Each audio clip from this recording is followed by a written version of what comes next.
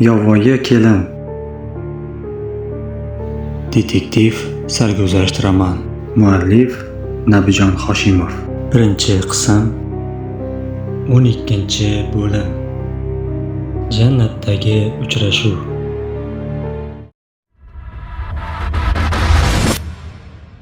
Assalomu alaykum aziz tinglovchi. Videoni boshlashimizdan oldin kanalimizga obuna bo'lib qo'yishni unutmang. Bu siz uchun bir soniyalik ish xolos, biz uchun esa bu juda ham muhim. Va keyingi qismlarini yanada tezroq tayyorlab taqdim etishimizda asosiy turtki bo'lib xizmat qiladi. Iltimos, obuna bo'ling.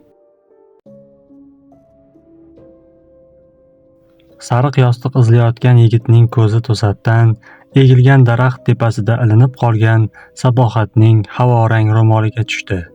U qon izlari qotib qolgan ro'molni qo'lga olarkan faryod urib yubordi. Meni kechir Sabohat. Seni o'ldirib qo'ya qolishganida yaxshi bo'lardi. Agar seni topolmasam, o'zimni hech qachon kechirmayman, deya bo'kirib yig'lab yubordi va hayqirib chopa ketdi. Bu paytda Qo'tos ochiq tepalikda shoshib borar, izidan tushgan ikki bo'ri xavfi borligi uchun hushyorlikni oshirgan edi. Orqamdan kelsang tepaman, oldimdan kelsang suzaman, degandek g'udranib pishillab borardi. Andreyning ko'zi uzoqda ketib borayotgan jonivorga tushib qoldi.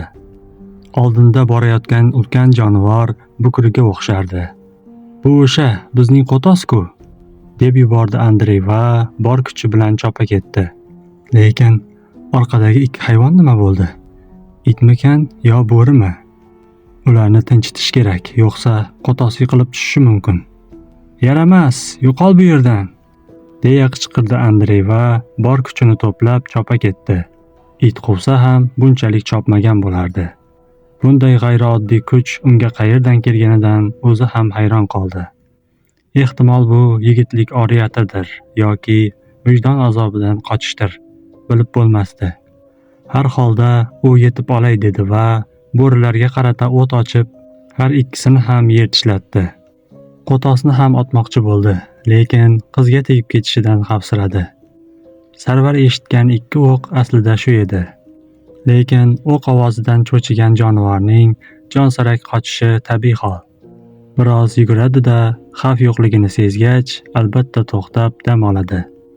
Uni tutib olish uchun juda qulay fursat bo'ladi, deb o'yladi Andrey.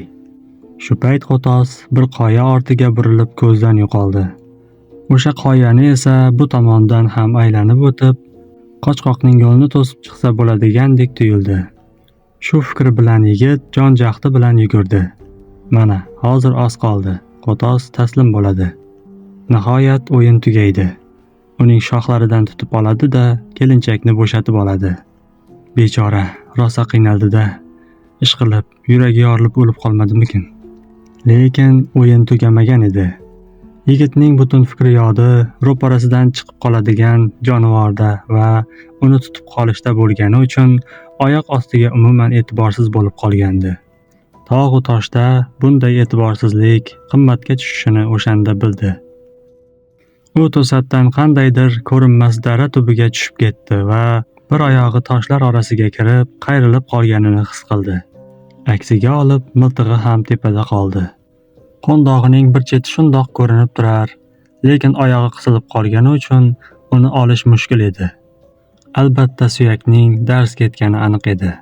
Bir qo'li va yonboshi zarbdan zirqirab og'rir. Eng yomoni, ming dod solgani bilan hech kim eshitmaydigan oraliqda edi. Faqat oradan 2 soatlar chamasi o'tgandagina Sarvar allaqayoqdan do'stining yordam so'rab qichqirgan ovozini eshitdi. Agar miltiqni ko'rib qolmaganda, ehtimol uni topa olmasdi. Andrey bor kuchi bilan chiranaverib, deyarli holdan toygan. Ushlagani joyi bo'lmagan silliq toshni tirnayverib, tirnoqlari ham ko'chib ketgandi. Sarvar engashib qo'lini uzatdi, yetmadi. Shimidan kamarini bo'shatib uzatdi, yana ozgina yetmadi. Ko'ylagini yechib, kamariga eshib bog'ladi. Yetdi. Lekin qancha urinishmasin, tosh orasiga qisilib qolgan to'pig'i chiqavermadi. U terlab pishib ketdi.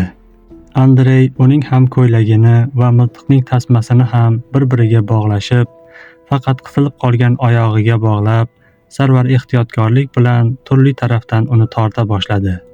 Og'riqdan dod deyotgan Andrey ham joni boricha unga yordamlashdi va nihoyat chiqarib olishdi. Lekin oyoq to'pig'idan chiqib, deyarli osilib qolgandi. Qo'tos u yoqqa ketdi. Sen bor, uni qidir, dedi arang yarador yigit. Senchi, deb so'radi Sarvar va ko'zlaridan duvullab yosh oqib ketdi. Men yotib turaman. Lekin Sarvar qiz orqalagan Qo'tosni to kechga qadar qidirib topa olmay kelganida do'stining oyog'i ko'karib va shishib ketgandi. U alam bilan yerni depsidi. Bir toshni olib allaqayoqqa qarab otdi. Lekin foydasi bo'lmadi. Biroz garangsib, g'ingshib turdi-da, Andreyni arang orqasiga opichlab oldi. Do'sti shunday og'ir ediki, qilib qo'ygan ishlaridan go'yo yer ko'tarishini xohlamayotgandek edi. Andrey holsizligidanmi yoki shunaqa suyagi og'irlardanmi, har holda Sarvarni bukchaytirib qo'ya yozdi. Sobiq bangi yigit sherigini opichlab, arang oyog'ini sudrab borarkan, o'zini bu dunyoga keltirganlarni la'natladi. Bunga javoban esa to'satdan chaqmoq chaqib, jala quyishni boshladi. Momaqaldiroq shunday gumburladiki, qulog'idan bir nima kirib, go'yo ko'zlaridan o't bo'lib chiqib chaqqanday tuyuldi. Go'yo qandaydir kuch ularni tepadan turib jazolayotganday vajohatli tun boshlangandi. Tog'lardagi chaqmoq xuddi elektr tokiga o'xsharkan. Ularning ko'z o'ngida bir daraxt yonib ketdi. Sarvar, otlar qayerda? Joyida edi. Biz o'sha yoqqa borishimiz kerak. Biror pana joy top, bo'lmasa halok bo'lamiz, dedi Andrey qichqirib. Jala shunday kuchaydiki, hatto ko'z ochib bo'lmay qoldi. Ishqilib otlar sog'mikin? Agar bir gap bo'lsa, onamizni ko'ramiz, deb o'yladi Sarvar va qoya toshlar tomon yurib, panaroq joy qidira boshladi. Lekin baxtga qarshi bu paytda kalla sig'gudek joy ham topilmasdi.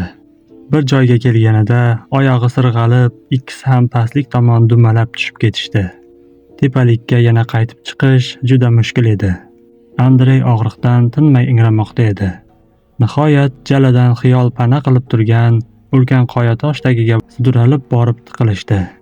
Andrey oyoqlarini uzatib o'tirib oldi. Momaqaldiroq va chaqmoq go'yo ajdarhodek ularga hamla qilar, go'yo kelinchakni o'g'irlashni senlarga ko'rsatib qo'yaman, deya hayqirardi.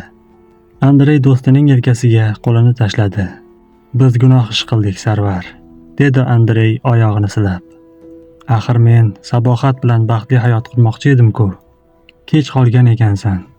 Bilsang, Injilda ham, Qur'onda ham nikohning muqaddas ekanligi va nikohlanganlarni Yaratganning o'zi asrashi haqida yozilgan.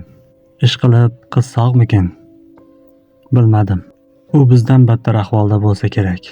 Bunday o'limni dushmanimga ham ravo ko'rmasdim. Nima? O'lgan deysanmi? Ha, halok bo'lgandir. Essiz, yaxshi qiz edi. Bizlar uni o'ldirdik, deya ingrab yig'lay boshladi Andrey. Andrey, unday dema, yo'qsa men ham hozir o'zimni o'ldiraman. Sen ham shu yerda qolib ketasan. U tirik. Men uni albatta topaman. O'lgan bo'lsa, o'z qo'llarim bilan ko'maman. So'ngra o'zimni ham o'ldiraman. Ikki yigit bir-birlarini quchoqlashib, bir nimalar deb, o'zbekchalab, ruschalab, aljirab uzoq yig'ladilar. Yomg'ir tindi, lekin endi sovuq qota boshlashdi. Bir iloj qilib o't yoqish, isinib qurinish kerak edi. Sarvar tevarak atrofni aylanib, oraliqlardan quruq shox-shabbalar, ho'l bo'lsa ham o'tinlardan terib keldi. Alanga tutay nihoyat qizil tish ko'rsatdi. Sarvar, o'tni balandroq yoqish kerak. Ehtimol birov bizni ko'rar. Ha, albatta. Sarvar, sen borib otlarimizni topib kel. Men o'zim bir iloj qilib ortga qaytaman. Axir senga doktor kerak-ku. Yo'q, doktorni o'zim topaman. Sen sabohatni qidirishda davom et. Hali umid bor. Qo'tos biror g'orga kirib jon saqlagan bo'lishi mumkin. Agar Xudo bor bo'lsa, uning jonini asraydi. Ha, men uni albatta topaman. Yaxshisi safaryorning oldiga jo'na. Qizni topishda faqat u bizga yordam bera oladi. Senchi? Men biror oy tuman kasalxonasida davolanib, sendan faqat xushxabar kutaman. Keyin molni ham. Andrey, bizning hech vaqoimiz yo'q-ku. Andrey cho'ntagidan pachkali $100 chiqardi. Mana, buni zaklat deysan. Boshqa ilojimiz yo'q. Bu pulni bergan odamlarga men ishontirib qo'yganman. Biznesda yolg'on gap ketmaydi. Bir ilojini qilishing kerak. Bu yo'lga kirdingmi, endi orqaga yo'l yo'q. Xuddi Germaniya fashizmi bilan urushdagidek ekanda. Ha, olg'a borsang ham, ortga qaytsang ham otishadi. Yaxshiki otlar turgan ekan. Qor yog'sa ham, tosh yog'sa ham shu jonivorlar ustiga yog'ishi kerak ekan. Ular bir-birlarining pinjiga kirib, chiqirib turishardi. Ertasi tong'irashirasidayoq Andrey ortga jo'nadi. Men sezib turibman, Sabohatni Safaryor qutqargan bo'lsa ajabmas. Shuning uchun yaxshi niyat qilaylik. Xo'p, xayr. Senga omad do'stim. Ehtiyot bo'lib ket. Men albatta boraman. Kasalxonada ko'rishguncha. Sarvar otliq do'sti to ko'zdan g'oyib bo'lgunga qadar ortidan o'kinch bilan qarab qoldi. Bepoyon tog' va toshlar uni sovuq nazar bilan kuzatayotgandek, baland cho'qqi esa unga musht o'qtalayotgandek tuyuldi. Mahbubasini ahmoqona yo'qotgan yolg'iz yigit o'zini eng pastkash bir arava go'ngga botib turgandek his qildi va qoya toshni mushlay boshladi. Hayqirib yig'lagisi keldi. O'tirdi, cho'kkaladi, suyandi. Bu dunyoga sig'madi. O'zini jarlikka otmoqchi ham bo'ldi. Uni faqat qizning tirikligiga bo'lgan umidigina ushlab turardi. Oradan 3 kun o'tdi. Sarvar butunlay holdan toydi. Unda yegulik ham qolmagandi. Cho'qqi tomon chiqib borgani sari sovuq ham kuchaya bordi. Endi qorlarni kechib borar, bir jihatdan qo'tos izlarini izlashda qor qo'l kelardi. Bir kichikroq qorli cho'qqining ustiga chiqib, uning tevarak atrofini ko'rmoqchi bo'ldi. Adashmagan ekan. Narigi tarafdagi oraliq vodiyda bir to'da qo'toslar osoyishta yurishardi. Yigit qo'toslarning oldiga oshiqdi. Uning nazarida bu beozor jonivorlar qizni ko'rganlarini aytib berishadigandek jo'n tuyuldi. Otini ham unutib pastlikka tomon turtilib-surtilib tusha boshladi va bir ulkan tosh ustida to'xtab, qiz opishlagan qo'tosni uzoqdan izlab topish uchun qattiq e'tibor bilan shoshilmay tikildi. Lekin bir joyda 5-6 chiya bo'ri nimanidir o'rtaga olib tortqilashayotganiga ko'zi tushdi. Miltig'ini oldi-da ular tomon otdi. O'q tovushi tog'larda aks-sado berdi. Borliq jonivorlar sergaklandi. Chiya bo'rilar o'ljalaridan sal nari ketgan bo'lishdi. O'rtalarida qizarib bir narsa ko'rindi. Yigitning yuragi shig' etib ketdi. U Sabohat deya hayqirib shunday yugurdiki, yiqilib tushmaganiga aqli bovar qilmasdi. Agar shu topda yiqilsami, Andreydan battar bo'lardiki, kam bo'lmasdi. Chiya bo'rilar hayron bo'lib nari qochishdi. Qo'toslar esa nima gap degandek tumshuqlarini cho'zishdi. Faqat 2 o'limtik qushgina chiya bo'rilardan qolgan o'ljaga qo'nishdi va qizil go'shtdan tortqilay boshlashdi. Sarvar ularga qarata ham o'q uzdi. Biri quladi, ikkinchisi osmonga ko'tarildi. Yemish bir qo'tos ekan. Ko'ngli taskin topgan yigit hayvon oldiga kelib, tiz cho'kib qoldi va ho'ngrab yig'lay boshladi. Chiya bo'rilar esa unga hamdardlik bildirishmoqchiday quloqlarini ding qilib, bir-birlariga ma'noli qarab olishmoqda edi. Yigit biroz o'tgach miltig'iga suyanib turdi-da, endi e'tiborini quloqlarini qimirlatib, "Ha yigit, tinchlikmi?" degandek qotib turgan qo'toslarga qaratdi. Qani endi bu jonivorlarning til zaboni bo'lsa-yu, qizni opishlab kelgan sheriklarini ko'rgan ko'rmaganliklarini aytib berishsa. Shunday qilib Sarvar qayerda qo'tos ko'rinsa, uning oldiga borib, arqoni bormi yo'qmi tekshirib ko'ra boshladi. Shu zayil to kechga qadar yurdi. Krasovkasi yirtilib, titilib ketdi. Negadir qizdan umidini uza olmasdi. Agar unga bir gap bo'lgan bo'lsa, men ham o'zimni o'ldiraman. Qani u? Na o'ligi, na tirigi bor uning. To'xta, deya hushyor tortdi u kallasiga kelgan bir fikrdan. Uni Safaryor qutqargan bo'lsa-chi? Qiz ehtimol allaqachon jannatxordadir. Shunday o'y umid uni yana oldinga boshladi. Lekin otini ancha nariroqda qoldirib kelganidan afsus chekdi. Qorni o'lgudek ochiqqan, otdagi ryukzakda esa yegani ul-bul bor edi. Ilojsiz ortga qaytishga to'g'ri keldi. Har holda boradigan manziliga tez yetib oladi. Bu yog'i toliqqan. Agar biror joyga o'tirib, toshga boshini qo'ysa-yoq, qattiq uyquga ketishi muqarrar. Buning esa iloji yo'q. Avvalo qizni topishi kerak. U shu atrofda uzoqqa ketmagan bo'lishi kerak. Chunki Qo'tos o'z to'dasini izlab kelgan, degan fikrga keldi yigit. U yanglishmagan edi. Otini uzoq qidirdi. U negadir ko'rinmasdi. Qo'toslar to'dasini ko'rib qolgan qoya ustiga chiqdi. Lekin oqshom cho'ka boshlagani uchun uzoqlarni ko'z ilg'amasdi. Shu mahal o'zidan ancha naridagi qoya tomonda qandaydir sharpa ko'rindi. Toshlar dumaladi. Xayriyat, bu otim, dedi yigit xursand bo'lib va o'sha tomon oshiqdi.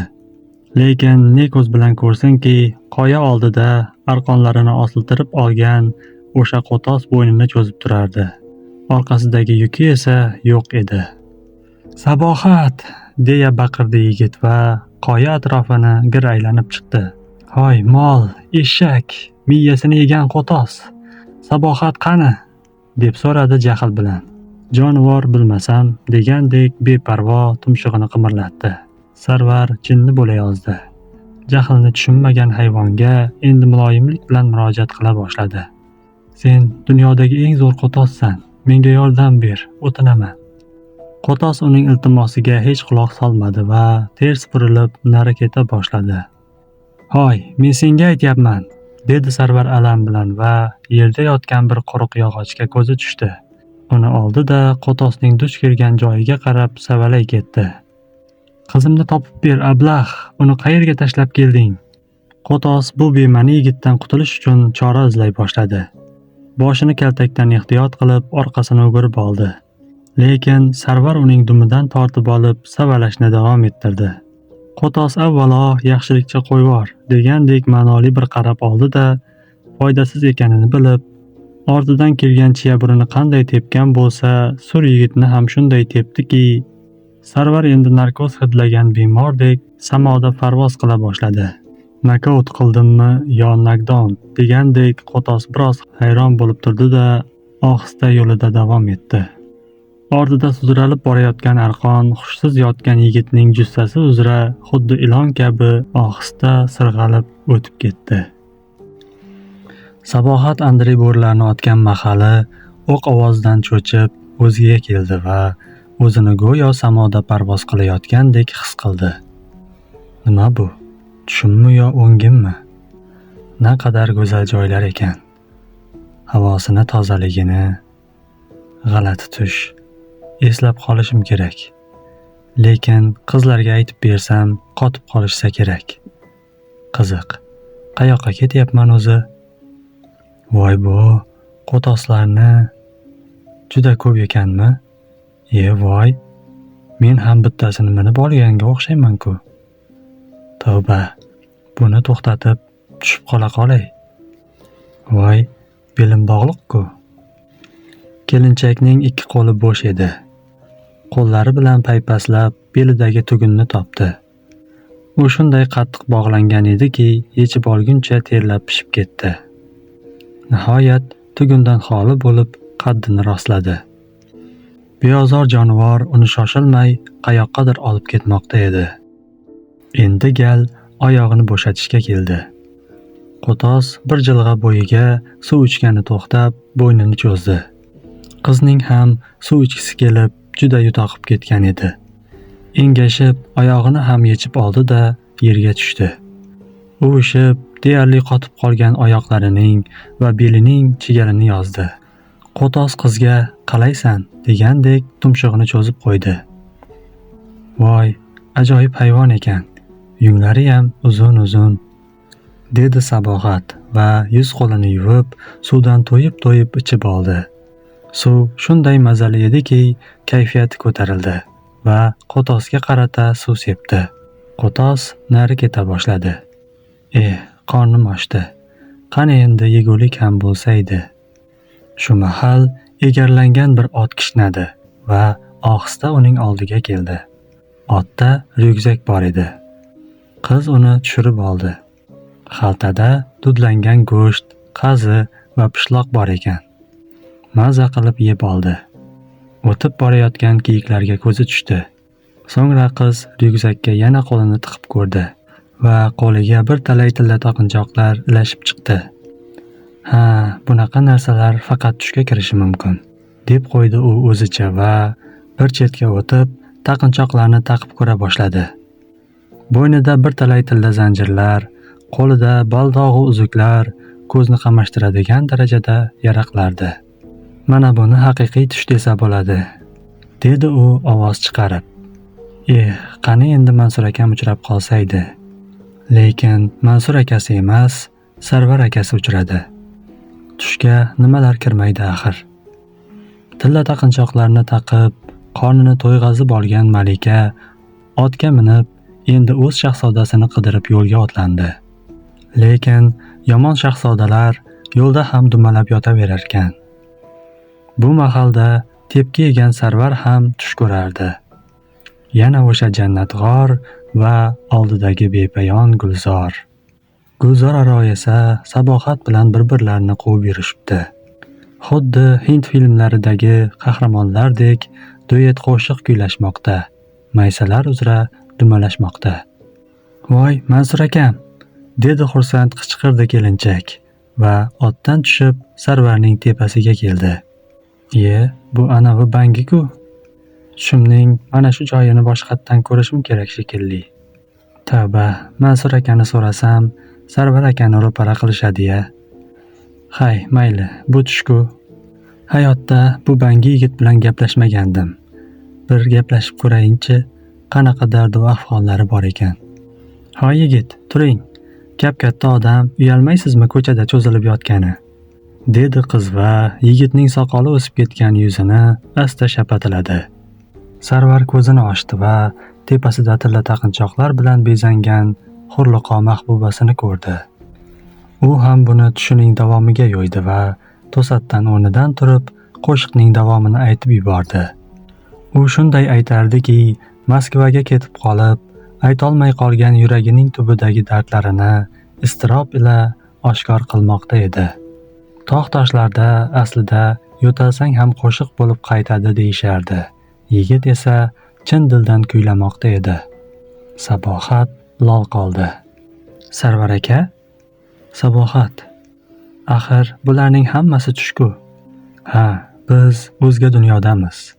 U dunyoda sen menga tushunmading. Sen menga ishonmading. Seni qanchalik sevishimni bilmading.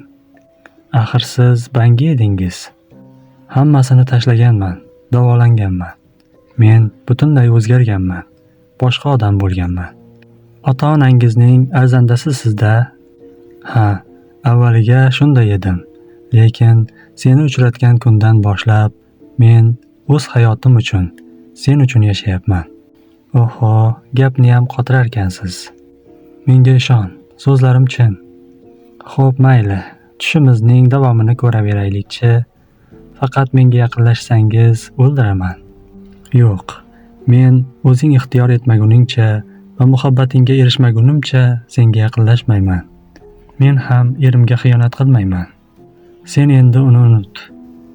Mansur akamni-ya? Kim bo'lsa ham. Voy o'lmasam, ana unutdim ham deylik. Xo'sh, undan keyinchi shahzodam, qayoqqa boramiz? Tirikchiligimiz nima bo'ladi? Jannatg'orga boramiz.